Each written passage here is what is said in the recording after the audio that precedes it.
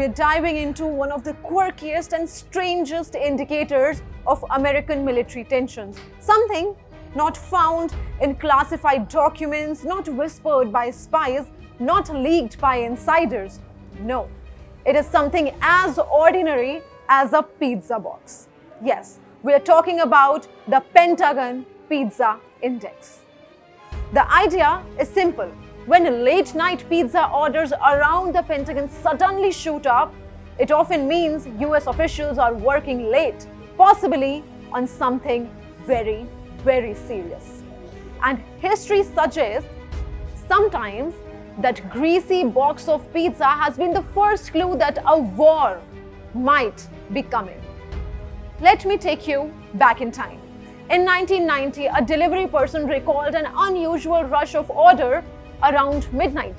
Pentagon officials were calling in pizzas like never before. Within hours, the world understood why.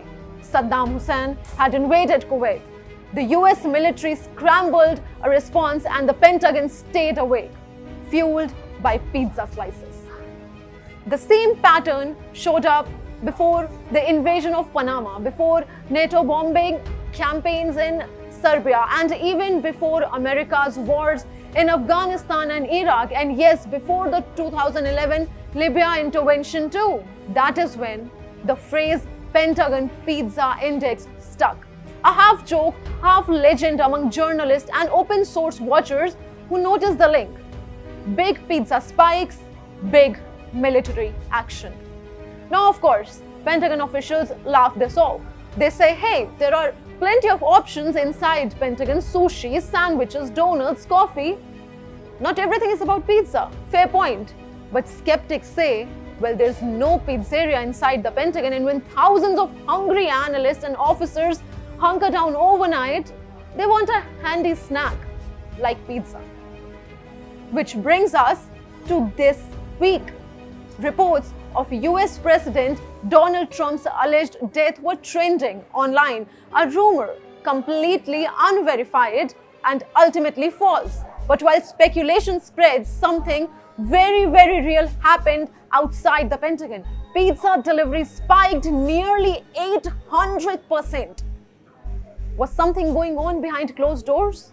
Was Washington preparing for crisis? In the end, no. Trump is very much alive, and the surge in orders remain an unexplained coincidence, a mystery. But just a few months earlier, in June, the index seemed to prove its worth again.